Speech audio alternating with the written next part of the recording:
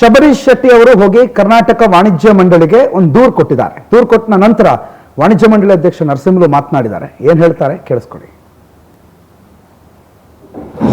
ಇವತ್ತು ಹೆಸರು ಅಂತ ಒಬ್ಬ ಗಣ್ಯ ವ್ಯಕ್ತಿ ನಿಮ್ಗೆ ಯಾಕೆ ಮಾಡ್ತೀನಿ, ಇನ್ನು ಯಾರನ್ನ ಕಲಾವಿದನ್ನು ನಾನು ತೋರಿಸ್ತೀನಿ, ನಿಮ್ಗೆ ಇನ್ನೂರು ಮಾಡ್ಕೊಡ್ತೀನಿ ಹಾಗಂತೇಳಿ ಈ ಥರ ಮಾಡ್ತಾರಲ್ಲ, ಕ್ಷೇಮಣೀಯ ಅಪರಾಧ ಸರ್ ಇದು. ಇದಕ್ಕೆ ನಾವು ನಮ್ಮ ಇದ್ದಾರೆ, ಇನ್ನು ಹಿರಿಯರೆಲ್ಲ ಇದ್ದಾರೆ, ಅವರೆಲ್ಲ ಕಟ್ಟಿರೋ ಇಂಡಸ್ಟ್ರಿ ಸರ್ ಇದು. ಇದನ್ನು ಏನು ಇವತ್ತು ಈ ಥರ ಆಗ್ತಾ ಇದೆಯಲ್ಲ, ನಮಗೇ ನಾಚಿಕೆಗೇಡಾಗುತ್ತೆ. ಏನು ಇಂಥ ದರ್ಶಕರು ಆಗ್ಬೋದು, ಇನ್ನೊಬ್ರು ಆಗ್ಬೋದು, ನಾವೇನೋ ಕೆಲವರು ನಿರ್ಮಾಪಕರು ನಿಮ್ಮ ಹೀರೋ ಮಾಡ್ಬಿಡ್ತೀವಿ, ನಿಮ್ಮ ಹೀರೋ ಮಾಡ್ಬಿಡ್ತೀವಿ, ಇಂಥವ್ರು ಇವತ್ತು ಹೆಸರು ಅಂತ ಎಸ್ ಕೇಳಿಸ್ಕೊಂಡ್ರೆ ಇದು ನರಸಿಂಹಲು ಅವರ ಮಾತು. ನರಸಿಂಹಲು ಅವರು ಈ ರೀತಿ ಹೇಳಿದ್ದಾರೆ. ಶಬರೀಶ್ ಶೆಟ್ಟಿ ಅವರು ಇದ್ದಾರೆ, ಅವ್ರನ್ನ ಮತ್ತೆ ಮುಂದುವರಿಸ್ತೀನಿ ಮಾತುಕತೆನ. ಶಬರೀಶ್ ಶೆಟ್ಟಿ ಕರ್ನಾಟಕ ಚಲನಚಿತ್ರ ವಾಣಿಜ್ಯ ಮಂಡಳಿ ನಿರ್ಮಾಪಕರದ್ದು ಒಂದು ಸಂಸ್ಥೆ. ದುಡ್ಡಿನ ವಿಚಾರದಲ್ಲ ಈ ವಾಣಿಜ್ಯ ಮಂಡಳಿ ಮುಂದೆ ನಿಲ್ಲುತ್ತೆ. ಈಗ ವಾಣಿಜ್ಯ ಮಂಡಳಿ ದೂರು ಕೊಟ್ಟಿದ್ದೀರಿ, ನಿಮ್ಮ ಆಗ್ರಹ ಏನು? ವಾಣಿಜ್ಯ ಮಂಡಳಿಯವರ ಹತ್ರ ಹೋಗಿ ನೀವು ಇದನ್ನ ಕ್ಲಿಯರ್ ಮಾಡ್ಕೋತೀರಿ, ಇತ್ಯರ್ಥ ಮಾಡ್ಕೋತಿರೋ, ಅಥವಾ ಇದನ್ನ ಕಾನೂನಿನ ಅಡಿಗೆ ಬರ್ತಿರೋ, ಕಂಪ್ಲೇಂಟ್ ಕೊಡ್ತೀರಿ? ನೀವು ಈವರೆಗೂ ಯಾವುದು ಕಂಪ್ಲೇಂಟ್ ಕೊಟ್ಟಿಲ್ಲ, ಈವರೆಗೂ ಈ ವಿಚಾರ ಪೊಲೀಸು ಕೇಸು ಅಂತ ಆಗಿಲ್ಲ. ಇದು ಕೇವಲ ವಾಣಿಜ್ಯ ಮಂಡಳಿ ಕೊಟ್ಟಿರುವಂತ ಒಂದು ಕೇಸ್ ಕಂಪ್ಲೇಂಟ್ ಅಷ್ಟೇ ಸರ್. ಯಾಕಂದ್ರೆ ಸಿನಿಮಾ ಕ್ಷೇತ್ರ ನಮ್ಮ ಕುಟುಂಬ. ಸೊ ಕುಟುಂಬದಲ್ಲಿ ನಿರ್ದೇಶಕರು, ನಿರ್ಮಾಪಕರು, ಕಲಾವಿದರು ಎಲ್ಲ ಒಂದು ಕುಟುಂಬದವರು.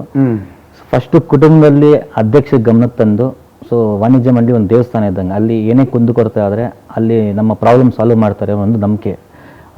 ಡಾಕ್ಟರ್ ರಾಜ್ಕುಮಾರ್ ಅವರು ಹಾಕಿರೋ ಬುನಾದಿ, ಸೊ ಅಣ್ಣವರು ಹಾಕಿರೋ ಸಿದ್ಧಾಂತದಲ್ಲಿ ಎಲ್ಲ ಕನ್ನಡ ಚಿತ್ರರಂಗ ಒಗ್ಗೂಡಿ ಇರಬೇಕು ಅನ್ನೋ ಅವ್ರ ಆಸೆ ಕನಸಲ್ವ. ಸೊ ಅದನ್ನ ನಾನು ಪ್ರೇರಣೆಗೆ ತಗೊಂಡು ಸೊ ಚೇಂಬರ್ಗೆ ಹೋಗಿ ಕಂಪ್ಲೇಂಟ್ ಕೊಟ್ಟಾಗ ಅವ್ರನ್ನ ಕರೆಸಿ ಮಾತಾಡಿ, ಯಾಕಂದ್ರೆ 3 ದಿನ ಮುಂಚೆ ಅಲಿಗೇಷನ್ ಮಾಡ್ತಾ ಇದ್ದೀನಿ, ಅವರು ಮೀಡಿಯಾ ನೋಡ್ತಾ ಇದ್ದಾರೆ, ನೋಡಿನೂ ಅವರು ಬರಲಿಲ್ಲ. ಸೊ ಹಂಗಾಗಿ ನಾನು ಇವಾಗ ಫಸ್ಟ್ ಚೇಂಬರಲ್ಲಿ ಒಂದು ಕಂಪ್ಲೇಂಟ್ ಕೊಟ್ಟಾಗ ಚೇಂಬರಲ್ಲಿ ಕರೆಸಿ ಮಾತಾಡ್ತಾರೆ ಅನ್ನೋ ನಂಬಿಕೆ ಇದೆ. ಅಲ್ಲಿ ಏನು ಅವ್ರಿಗೆ ಚೇಂಬರಲ್ಲಿ ಇವರು ನಂದಕಿಶೋರ್ ಬಂದು ಏನು ರಿಪ್ಲೈ ಮಾಡಲಿಲ್ಲ ಅಂದಾಗ ನಾನು ಕಾನೂನು ಮೊರೆ ಹೋಗ್ತೀನಿ. ಬಟ್ ಅದಕ್ಕಿಂತ ಮುಂಚೆ ಫಸ್ಟ್ ನಮ್ಮ ಕುಟುಂಬದಲ್ಲಿ ಪ್ರಾಬ್ಲಮ್ ಸಾಲ್ವ್ ಮಾಡ್ಕೊಳ್ಳೋಣ ಅಂತ ಪ್ರಯತ್ನ ಪಡ್ತಾ ಇದ್ದೀನಿ. ಓಕೆ, ಈಗ ನೀವು ಮೊದಲಿಗೆ ಚೇಂಬರ್ಗೆ ಹೋಗಿದ್ದೀರಿ, ಚೇಂಬರಲ್ಲಿ ಮಾತಾಡ್ತೀರಿ, ಚೇಂಬರಲ್ಲಿ ಇದನ್ನ ಸಾಲ್ವ್ ಆದ್ರೆ ನೀವು ಅಲ್ಲಿ ಸಾಲ್ವ್ ಮಾಡ್ಕೋತೀರಿ. ವಿಶ್ವಾಸ ಇದೆಯಾ? ಖಂಡಿತ ಇದೆ ಸರ್. ಯಾರ ಮೇಲೆ ವಿಶ್ವಾಸ? ವಾಣಿಜ್ಯ ಮಂಡಳಿ ಮೇಲೆ ವಿಶ್ವಾಸ ಇದೆ, ಅಧ್ಯಕ್ಷರ ಮೇಲೆ ನಂಬಿಕೆ ಇದೆ, ಜೊತೆಗೆ ದೊಡ್ಡವರ ಆಶೀರ್ವಾದ ಇದೆಯಲ್ಲ, ಖಂಡಿತ ರಾಜ್ಕುಮಾರ್ ಸಾಹೇಬ್ರ ಆಶೀರ್ವಾದ, ವಿಷ್ಣು ಸರ್ ಆಶೀರ್ವಾದ ಇದೆಯಲ್ಲ, ನ್ಯಾಯ ಸಿಗುತ್ತೆ ಅನ್ನೋ ನಂಬಿಕೆ ಇದೆ. ನೀವೇ ಹೇಳ್ದಂಗೆ ಅವ್ರು ದೊಡ್ಡವರು ಸಿನಿಮಾ ರಂಗದಲ್ಲಿ ಬಂದು ಆಟೋಮೆಟಿಕ್ಲಿ ಒಂದಿಷ್ಟು ಜನರಿಗೆ ಪ್ರಶ್ನೆ ಮಾಡಿ, ನಾನು ಫಾರ್ ಎಕ್ಸಾಂಪಲ್ ಹೇಳ್ತೀರ, ನೀವು ಶಬರೀಶ್ ಶೆಟ್ಟಿ ಅವ್ರ ಪರ ಎಷ್ಟು ಜನ ಇದ್ದೀರಿ, ನಂದಕಿಶೋರ್ ಅವರ ಪರವಾಗಿ ಎಷ್ಟು ಜನ ಇದ್ದೀರಿ ಅಂತಂದಾಗ ಆಟೋಮೆಟಿಕ್ಲಿ ಅವ್ರಿಗೊಂದು ದೊಡ್ಡ ಬೇಸ್ ಇದೆ. ಅವ್ರ ಪರವಾಗಿ ನಿಲ್ಲೋರ ಸಂಖ್ಯೆ ಜಾಸ್ತಿ ಇದೆ. ಅದರಲ್ಲೂ ನಿಮಗೆ ನಂಬಿಕೆ ಇದೆಯಾ? ನಿಮ್ಮ ಮಾತು ಸತ್ಯ, ಅವ್ರು ಸುಳ್ಳು ಹೇಳ್ತಿದ್ದಾರೆ, ಅಥವಾ ಅವ್ರು ನಿಮಗೆ ಮೋಸ ಮಾಡಿದ್ದಾರೆ ಅನ್ನೋದನ್ನ ಅವರೆಲ್ಲ ಒಪ್ಕೊಂತಾರೆ, ನಾವು ನೀವು ಎಲ್ಲರೂ ಒಪ್ಕೊಂಡು ಬಿಡಬೇಕು ಅಂತ ಹೇಳ್ತೀರಾ? ಸರ್, ನ್ಯಾಯ ಸತ್ಯ ಯಾವತ್ತು ಸತ್ಯನೇ ಸರ್. ಸೊ ನಾನು ಸತ್ಯನ ನುಡಿತಾ ಇದ್ದೀನಿ, ಕಣ್ಮುಂದೆ ಎಲ್ಲ ಡಾಕ್ಯುಮೆಂಟ್ ಕೊಟ್ಟಿದ್ದೀನಿ. ಸೊ ನಾನು ಧೈರ್ಯವಾಗಿ ಮಾಧ್ಯಮ ಮುಂದೆ ಬಂದು ಮಾತಾಡ್ತಾ ಇದ್ದೀನಿ ಅಂದ್ರೆ ನಾನು ಯಾವುದು ತಪ್ಪು ಮಾಡಿಲ್ಲ, ನನಗೆ ಅನ್ಯಾಯ ಆಗಿದೆ ಅಂತ. ತಪ್ಪು ಮಾಡಿದವರು ಇಲ್ಲಿವರೆಗೂ ಬಂದಿಲ್ಲ, ಇಲ್ಲಿವರೆಗೂ ನಿಮ್ಗೆ ಯಾವುದೋ ಥರ ಪ್ರತಿಕ್ರಿಯೆ ಕೊಟ್ಟಿಲ್ಲ. ಸೊ ಹಂಗಾಗಿ ಅವ್ರ ಕಡೆ ತುಂಬಾ ಜನ ಇದ್ರು, ನನ್ನ ಕಡೆ ದೇವರಿದ್ದಾರೆ, ಜೊತೆಗೆ ಕನ್ನಡ ಚಿತ್ರರಂಗ ನನ್ನ ಪರವಾಗಿರುತ್ತೆ. ಸೊ ಯಾವತ್ತು ಕನ್ನಡ ಚಿತ್ರರಂಗ ನ್ಯಾಯದ ಪರವಾಗಿರುತ್ತೆ ಹೊರತು ಅನ್ಯಾಯದ ವಿರುದ್ಧವಾಗಿರಲ್ಲ. ವಾಣಿಜ್ಯ ಮಂಡಳಿಯವ್ರಿಗೂ ಗೊತ್ತಿದೆ ಯಾವುದು ಸತ್ಯ ಯಾವುದು ಸುಳ್ಳು ಅಂತ. ಸೊ ಆ ಒಂದು ನಂಬಿಕೆ ಇದೆ, ಆ ನಂಬಿಕೆಯಲ್ಲಿ ಖಂಡಿತ ನನಗೆ ನ್ಯಾಯ ಸಿಗುತ್ತೆ ಅನ್ನೋ ನಂಬಿಕೆ ಇದೆ. ದೂರು ಕೊಟ್ಟ ಮೇಲೆ ನಂದಕಿಶೋರ್ ಅವ್ರ ಜೊತೆಗೆ ಸಂಪರ್ಕ ಆಯ್ತಾ, ಅಥವಾ ಅವ್ರ ಕಡೆಯಿಂದ ನೀವು ಮೊದಲೊಂದು ಹೇಳಿದ್ರೆ ಒಂದು ಬೆದರಿಕೆ ಕರೆ ಅಥವಾ ಏನೋ ಬರುತ್ತೆ, ದುಡ್ಡು ವಾಪಸ್ ಕೇಳಿದ್ರೆ ಧಮಕಿ ಹಾಕ್ತಾರೆ ಅಂತ ಹೇಳಿ, ಅದು ರೆಫರ್ಸ್ ಟು ದ ಮೆಸೇಜ್ ಅಷ್ಟೇನಾ? ಇಲ್ಲ, ನಂದಕಿಶೋರ್ ಅವರು ಏನ್ ಬೇಕೋ ಮಾಡ್ಕೋ ಅಂತ ಹೇಳಿದ್ರು. ಅದಾದ್ಮೇಲೆ ಚಾನಲ್ ಯಾವಾಗ ಟೆಲಿಕಾಸ್ಟ್ ಆಯ್ತು, ಅವರ ಆತ್ಮೀಯರು ಒಬ್ರು ಕಾಲ್ ಮಾಡ್ತಾರೆ, ಸ್ಟಾಪ್ ಮಾಡಿಸು ನಾನು ಸಾಲ್ವ್ ಮಾಡ್ತೀನಿ ಅಂತ. ಅವ್ರು ಯಾರೋ ಅಲ್ಲ, ನಮ್ಮ ಪೊಗರು ಚಿತ್ರದ ನಿರ್ಮಾಪಕರು BN ಗಂಗಾಧರ್ ಅವರು ಕಾಲ್ ಮಾಡಿ ರಿಕ್ವೆಸ್ಟ್ ಮಾಡ್ತಾರೆ, ನಿನ್ಗೆ ಏನ್ ಬೇಕು ಹೆಲ್ಪ್ ಮಾಡ್ತೀನಿ ನಾನು, ನಿನ್ನ ಸಿನಿಮಾಗೆ ಪ್ರಮೋಟ್ ಮಾಡ್ಕೊಂಡು ರಿಲೀಸ್ ಮಾಡ್ಕೊಡ್ತೀನಿ, ದಯವಿಟ್ಟು ಸ್ಟಾಪ್ ಮಾಡಿ, ಅವರು ಕನ್ಸು ಕಟ್ಕೊಂಡು ಎಲ್ಲ ಒಂದು ಕಡೆ ಇದ್ದಾರೆ ಅಂತ. ನಾನು ಅವ್ರ ಮೇಲೆ ಮಾತಾಡ್ತೀನಿ, ನಿಮ್ಗೆ ಗೊತ್ತಿತ್ತಲ್ಲ ಅಣ್ಣ ಇಷ್ಟು ವರ್ಷ ಅವ್ರು ದುಡ್ಡು ತಗೊಂಡು, ನಿಮ್ಗೆ ಗೊತ್ತಿತ್ತು, ನಿಮ್ಗೆ ಗಮನಕ್ಕಿತ್ತಲ್ವಾ, ಇಲ್ಲಿವರೆಗೂ ಯಾಕೆ ನೀವು ಬಂದಿಲ್ಲ? ಇವಾಗ ನಾನು ಅವ್ರನ್ನ ಅಲಿಗೇಷನ್ ಮಾಡಿದೆ ಅಂತ ನೀವೆಲ್ಲ ಅವ್ರಿಗೆ ಸ್ವಲ್ಪ ಪರವಾಗಿ ಬರ್ತಾ ಇದ್ರಲ್ವಾ, ನನ್ನ ಪರವಾಗಿ ಯಾಕೆ ನಿಲ್ತಲ್ವ ಹಂಗಾದ್ರೆ? ಸೊ ಈಗ ಕರೆಸಿ ಮಾತಾಡಿ ಹಂಗಾದ್ರೆ ಅಂತ ಕ್ವಶನ್ ಮಾಡಿದಾಗ ಅವ್ರು ಮಾತಾಡ್ತೀನಿ, ಸ್ಟಾಪ್ ಮಾಡ್ಬಿಡಿ ಚಾನಲ್ ಬರೋದು ಅಂದ್ರೆ. ಇಲ್ಲ ನಾನು ಹೋಗಿದ್ದೀನಿ, ನಾನು ನ್ಯಾಯ ಸಿಗೋರು ಹೋರಾಟ ಮಾಡೇ ಮಾಡ್ತೀನಿ, ಹಂಗೆ ಬಂದು ನೀವು ಮುಂದೆ ನಿಂತ್ಕೊಂಡು ಮಾತಾಡಿ. ಅವ್ರು ಯಾರು ಬರಲಿಲ್ಲ, ಬಟ್ ಅವ್ರ ಕಡೆ ಕಾಲ್ಸ್ ಬಂತು. ಅದನ್ನು ಇನ್ನೊಬ್ರು ಯಾರೋ ಅವರು ತುಂಬಾ ಬೇಕಾಗಿರೋರು ಕಾಲ್ ಮಾಡಿದ್ರು, ನಾನು ನಂದಕಿಶೋರ್ ಚಿಕ್ಕ ಹುಡುಗ ಏನೋ ಗೊತ್ತು ಹಾಗೆ ಹೀಗೆ ಅಂತ ಅವ್ರು ಕಾಲ್ ಮಾಡಿದ್ರು. ಬಟ್ ಅವ್ರು ಎಲ್ಲರಿಗೂ ಒಂದೇ ಮಾತು ಹೇಳ್ತಾರೆ, ನಂಗೆ ನ್ಯಾಯ ಬೇಕು, ನನಗೆ ಖಂಡಿತ ಮೋಸ ಮಾಡಿದರೆ ಅವ್ರು ನಾನು ದುಡ್ಡು ರಿಟರ್ನ್ ಮಾಡಿದ್ರೆ ಇಲ್ಲಿ ಸ್ಟಾಪ್ ಮಾಡ್ತೀನಿ ಅಂತ ಹೇಳಿದ್ದೀನಿ. ಓಕೆ, ಈಗ ನೀವು ಆಲ್ರೆಡಿ ವಾಣಿಜ್ಯ ಮಂಡಳಿಗೆ ಹೋಗಿರೋದ್ರಿಂದ ಒಂದು ಮಧ್ಯಸ್ಥಿಕೆ ಬೇಕೇ ಬೇಕು. ಒಬ್ರು ಯಾರೋ ಮಧ್ಯದಲ್ಲಿ ನಿಂತ್ಕೊಂಡು ನೀವಿಬ್ರು ಆ ಕಡೆ ಈ ಕಡೆ ನಿಂತ್ಕೊಂಡು ನಿಮ್ಮ ವಿಚಾರ ಸಾಲ್ವ್ ಆಗೋದು, ಪರಿಹರಿಸೋದು, ಮಾತುಕತೆ ಆಗೋದು, ಸಮಥಿಂಗ್ ಆಗಬೇಕು. ಅದನ್ನ ಬಿಟ್ಟು ಬಿಯಾಂಡ್ ದಟ್, ಇಲ್ಲ ನಾನು ನಿಮಗೆ ಸಪರೇಟ್ ಆಗಿ ಬರ್ತೀನಿ, ನಂದಕಿಶೋರ್ ಅವ್ರು ನಿಮಗೆ ಕಾಲೇ ಮಾಡಿಬಿಟ್ರು, ಇಲ್ಲಪ್ಪ ಇವತ್ತು ಸಂಜೆನೆ ಸಿಕ್ಬಿಡ್ತೀನಿ 9 ಲಕ್ಷ ಕೊಟ್ಬಿಡ್ತೀನಿ ಅಂತಂದ್ರೆ ಏನ್ ಮಾಡ್ತೀರಿ ನೀವು? ಸೊ 22 ಲಕ್ಷ ಬರಬೇಕಾಗಿರೋದು, 9 ಲಕ್ಷ ತಗೊಳಕ್ಕೆ ನಾನು ದಡ್ಡ ಅಲ್ಲ. ನಾನು 200 ಗ್ರಾಮ್ ಗೋಲ್ಡ್ ಪ್ಲಸ್ ಆಗಿದೆ, ಅದು ಮಣಿಪುರಂ ಇದರಲ್ಲಿ ಪ್ಲಸ್ ಮಾಡಿರೋದು, ಆ ಬಿಲ್ಸ್ ಎಲ್ಲ ಇದೆ. ನಾನು ಅವ್ರನ್ನ ಡೈರೆಕ್ಟಾಗಿ ಭೇಟಿ ಮಾಡಲ್ಲ, ನನಗೆ ಅವ್ರ ಮೇಲೆ ಯಾವುದೇ ಥರ ನಂಬಿಕೆ ಇಲ್ಲ. ಯಾಕಂದರೆ 9 ವರ್ಷದಿಂದ ಅವ್ರಿರೋದೆಲ್ಲ ಸುಳ್ಳಿನ ಹೂನಾರ ನನ್ನ ಕತ್ತಿಗೆ ಹಾಕಿದ್ದಾರೆ. ನಾನು ಅದನ್ನು ಪೋಣಿಸ್ಕೊಂಡು ಮನಿ ಥರ ಎಣಿಸ್ಕೊಂಡು ಬಂದೆ ಏನಂತ. ಈಗ ನಾನು ನಿಮ್ಗೆಲ್ಲ ಚಾಟ್ ಕೊಟ್ಟರೆ 4 ಅವರ್ ಬೇಕು ಆ ಚಾಟ್ ಲಿಸ್ಟ್ ನೋಡೋಕ್ಕೆ, ಯಾಕಂದ್ರೆ 9 ವರ್ಷ ಕನ್ವರ್ಸೇಷನ್ ಅಷ್ಟಿದೆ. ಅವರು ತುಂಬ ವಾಯ್ಸ್ ನೋಟ್ ಹಾಕಿದ್ದಾರೆ, ಬಟ್ ಎಲ್ಲೂ ಸತ್ಯ ಅವ್ರು ಹೇಳಿಲ್ಲ.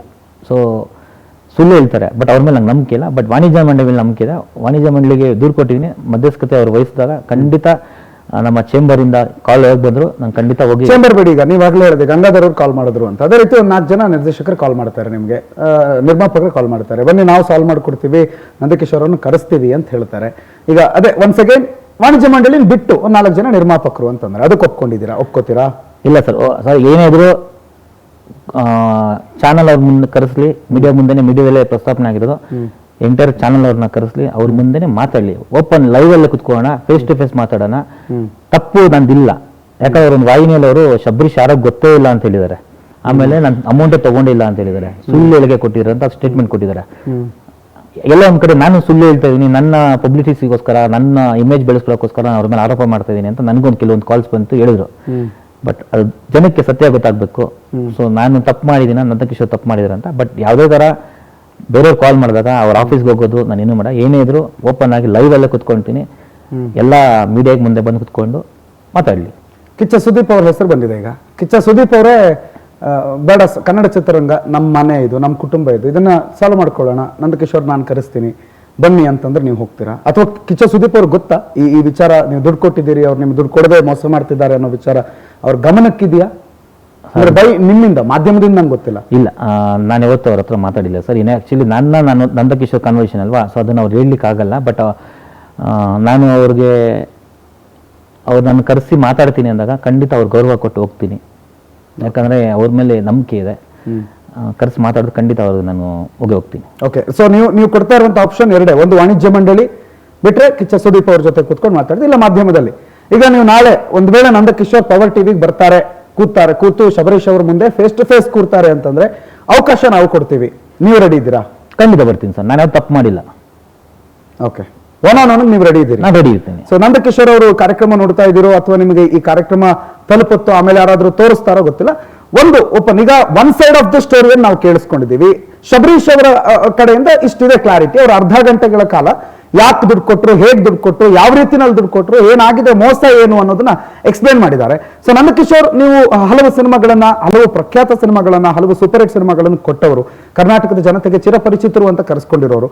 ಸೊ ನಿಮ್ಮ ಮೇಲೆ ಒಂದು ನಂಬಿಕೆ ಇತ್ತು, ನಿಮ್ಮ ಮೇಲೆ ಒಂದು ವಿಶ್ವಾಸ ಇದೆ. ಒಬ್ರು ಯಶಸ್ವಿ ನಿರ್ದೇಶಕರು, ಒಂದು ಒಳ್ಳೆ ನಿರ್ದೇಶಕರು ಅನ್ನುವಂಥ ವಿಶ್ವಾಸ ಇದೆ. ಬಟ್ ಈ ಪ್ರಕರಣದಲ್ಲಿ ನಿಮ್ಮ ಸಹಭಾಗಿತ್ವ ಏನು ಅನ್ನೋದನ್ನ ನೀವೆಲ್ಲೂ ಬಂದು ಕ್ಲಿಯರ್ ಮಾಡ್ತಾ ಇಲ್ಲ. ಎಸ್, ಶಬರೀಶ್ ಶೆಟ್ಟಿ ಅವರು ಹೇಳಿರೋ ಸತ್ಯನ ಸುಳ್ಳೋ ಅದನ್ನ ನೀವು ಕೂತು ಮಾತಾಡಿದಾಗ ಗೊತ್ತಾಗುತ್ತೆ, ಅಥವಾ ನಮ್ಮ ಮುಂದೆ ಕೂತು ಮಾತಾಡಿದಾಗ ಗೊತ್ತಾಗುತ್ತೆ. ಬಟ್ ನಿಮ್ ಕಡೆಯಿಂದ ಏನು ಕ್ಲಾರಿಟಿ ಸಿಗದೆ ಇದ್ದಾಗ ನೀವೇನೋ ಮೋಸ ಮಾಡಿದ್ದೀರಿ ಅಂತ ಅನ್ನಿಸೋದಕ್ಕೆ ಅವಕಾಶ ಮಾಡಿಕೊಡದೇ ಇರೋ ಹಾಗೆ, ನಾಳೆನೆ ಅಥವಾ ಇವತ್ತೇ ನೀವು ಬರ್ತೀರಿ ಪವರ್ ಟಿವಿಗೆ ಅಂತಂದ್ರೆ we will give you slot, ನಿಮಗೆ ಸಮಯಾವಕಾಶ ನಾವು ಕೊಡ್ತೀವಿ. ಈ ವಿಚಾರದ ಬಗ್ಗೆ ಕ್ಲಾರಿಟಿ ಕೊಡೋದಾದ್ರೆ, ಅಥವಾ ಒನ್ ಆನ್ ಒನ್ ಕೂತ್ಕೊಂಡು ಈ ಬಗ್ಗೆ ಮಾತಾಡೋದಾದ್ರೆ, ನೀವು ತಪ್ಪೇ ಮಾಡಿಲ್ಲ ಅನ್ನೋದಾದ್ರೆ, ಒನ್ಸ್ ಅಗೇನ್ ನಿಮ್ಗೆ ಅದನ್ನ ಪ್ರೂವ್ ಮಾಡೋದಕ್ಕೆ ಅವಕಾಶ ನಾವು ಖಂಡಿತ ಕೊಡ್ತೀವಿ. ಶಬರೀಶ್ ಶೆಟ್ಟಿ ಅವ್ರಿಗೂ ಅಷ್ಟೇ, ಅವ್ರು ಬರ್ತಾರೆ ಅಂತಂದ್ರೆ ನೀವು ಬರ್ತೀರಿ ಅಂತ ಒಪ್ಕೊಂಡಿದ್ದೀರಿ ಒನ್ ಆನ್ ಒನ್ಗೆ, ನೋಡೋಣ. ಬಟ್ ಕಾನೂನು ಮೊರೆ ಹೋಗ್ತೀರಿ ಅಂತಂದ್ರೆ ಏನು ಕಂಪ್ಲೇಂಟು ಕೇಸು ಮಾಡೋದಕ್ಕೆ ಹೋಗ್ತಾ ಇದ್ದೀರಾ, ಹೊರಡ್ತೀರಾ? ಎಲ್ಲಿವರೆಗೆ ನಿಮ್ಗೆ ಡೆಡ್ ಲೈನ್? ಈಗ ವಾಣಿಜ್ಯ ಮಂಡಳಿ ಕೊಟ್ಟಿದ್ದೀರಿ, ತಿಂಗಳಾನ್ಗಟ್ಟಲೆ ಕಾಯ್ತೀರಾ, ಅಥವಾ ಇಂತಿಷ್ಟು ದಿನದೊಳಗಡೆ ಆಗ್ಬೇಕಿಲ್ಲ ಅಂದ್ರೆ ನಾನು ಕಾನೂನು ಹೋಗ್ತೀನಿ ಅಂತದ್ದೇನಾದ್ರೂ ಇದೆಯಾ ನಿಮ್ದು? ಸರ್, ಗುರುವಾರವರೆಗೂ ವೆಯ್ಟ್ ಮಾಡ್ತೀನಿ ಅಂತ ಹೇಳಿದ್ದೀನಿ. ಸೊ ಗುರುವಾರ ಒಳಗಡೆ ಖಂಡಿತ ವಾಣಿಜ್ಯ ಮಂಡಳಿ ಕಡೆಯಿಂದ ನನಗೆ ಕರೆ ಬರುತ್ತೆ, ಮಾತುಕತೆ ಆಗುತ್ತೆ ಅಂದ್ಕೊಂಡಿದ್ದೀನಿ. ಬರಲಿಲ್ಲ ಅಂದಾಗ ನಾನು ವಾಣಿಜ್ಯ ಮಂಡಳಿಯವ್ರಿಗೆ ಇವ್ರು ರೆಸ್ಪಾಂಡ್ ಮಾಡಿಲ್ಲ ಅಂತ ಗೊತ್ತಾಗುತ್ತೆ. ಸೊ ಅವಾಗ ನಾನು ಅವ್ರನ್ನ ಕೇಳಲಿಕ್ಕೆ ಆಗಲ್ಲ, ಪರ್ಸನ್ನೇ ಬಂದಿಲ್ಲ, ನಾವೇನು ಮಾಡ್ಲಿಕ್ಕಾಗತ್ತಪ್ಪ ಅಂತ ಹೇಳಿದಾಗ ನಾನು ಶುಕ್ರವಾರ ಅಥವಾ ಶನಿವಾರ ಕಂಪ್ಲೇಂಟ್ ಲಾಡ್ಜ್ ಮಾಡ್ತೀನಿ. ಓಕೆ, ಕಂಪ್ಲೇಂಟ್ ಲಾಡ್ಜ್ ಮಾಡ್ತೀರಿ ಅಂದ್ರೆ ಕಾನೂನು ಪ್ರಕ್ರಿಯೆಗಳನ್ನು ಮಾಡ್ತೀರಿ. ಒನ್ಸ್ ಅಗೇನ್ ಮೋಸ ಇಲ್ಲಿ ಸಿನಿಮಾ ವಿಚಾರಗಳೇ ಬರುತ್ತಾ, ಅಥವಾ ಕೇವಲ ಹಣಕಾಸಿನ ವಿಚಾರ ಮಾತ್ರ ತರ್ತೀರಾ? ಏನಾಗಿದೆ, ವಾಸ್ತವ ಏನಾಗಿದೆ ಅದನ್ನ ನೀವು ತೋರಿಸಿ, ಏನಾಗಿದೆ ಅದೆಲ್ಲ. ಯಾಕಂದ್ರೆ ನನಗೆ ಪರಿಚಯ ಆಗಿರೋದು, ಪರಿಚಯ ಆದ್ಮೇಲೆ ಇದು ವ್ಯವಹಾರ ಆಗಿರೋದು. ಸೊ ನನಗೆ ಏನೇನಾಗಿದೆ ಅದನ್ನ ನಾನು ಈಗ ಮೀಡಿಯಾ ಮುಖಾಂತರ ಏನೇನು ಟೆಲಿಕಾಸ್ಟ್ ಆಗಿದೆ ಅದು ನಾನು ಕಂಪ್ಲೇಂಟ್ ಲಾರ್ಜ್ ಅದನ್ನೇ ಮಾಡ್ತೀನಿ. ರೈಟ್. ಶಬರೀಶ್ ಶೆಟ್ಟಿ ಅವರು, ನಿಮ್ದು ಸರಿನಾ ನಿಮ್ದು ತಪ್ಪ, ನೀವು ಕೊಟ್ಟಿರೋದು ಸತ್ಯನಾ ಸುಳ್ಳ ಅಂತ ಹೇಳೋದಕ್ಕೆ ನ್ಯಾಯಾಲಯ ಖಂಡಿತ ನಾವಲ್ಲ. ಆದ್ರೆ ನಿಮ್ಮ ಕಥೆ ಏನು ಅನ್ನೋದನ್ನ ತಿಳ್ಕೊಳ್ಳೋ ಕುತೂಹಲ ನಮಗಿತ್ತು, ಅದನ್ನ ಜನರಿಗೆ ತಿಳಿಸಬೇಕಾದಂತ ಅಗತ್ಯ ಒಂದು ಮಾಧ್ಯಮವಾಗಿ ನಮಗಿತ್ತು, ಅದನ್ನ ನಾವು ಮಾಡಿದೀವಿ ಇವತ್ತು. ಈಗ ಇದರ ಅನದರ್ ಸೈಡ್ ಆಫ್ ಸ್ಟೋರಿ, ಅಥವಾ ಯಾರು ಸರಿ ಯಾರು ತಪ್ಪು ಅನ್ನೋದು ಆದಷ್ಟು ಬೇಗ ನಿರ್ಧಾರ ಆಗಲಿ. ನಿಮಗೆ ಮೋಸ ಆಗಿದ್ರೆ ಖಂಡಿತ ನಿಮಗೆ ನ್ಯಾಯ ಸಿಗಬೇಕು. ಯಾರಿಗೆ ಮೋಸ ಆಗಿದೆ ಅವ್ರ ಪರವಾಗಿ ನಾವಿದ್ದೀವಿ, ಯಾರು ಮೋಸ ಮಾಡಿದಾರೆ ಅವ್ರ ವಿರುದ್ಧವಾಗಿ ನಾವಿದ್ದೀವಿ. ಅದು ಶಬರೀಶ್ ಶೆಟ್ಟಿ ಆಗಿದ್ರು, ನಂದಕಿಶೋರ್ ಆಗಿದ್ರು, ನಾವು ನೋಡೋದು ನ್ಯಾಯ ಅನ್ಯಾಯ ಮಾತ್ರ. ನಿಮ್ಮ ಕತೆ ಕೇಳಿದೀವಿ, ಬಟ್ ಏನೇನಾಗುತ್ತೆ ಮುಂದೆ ನಾವು ನಿಮ್ ಜೊತೆ ನಿಂತು ನೋಡ್ತಾ ಇರ್ತೀವಿ. ಬಟ್ ನಿಮ್ದು ಸರಿ ಅಂತಂದ್ರೆ ಖಂಡಿತ ನಿಮ್ ಜೊತೆ ನಿಲ್ತೀವಿ.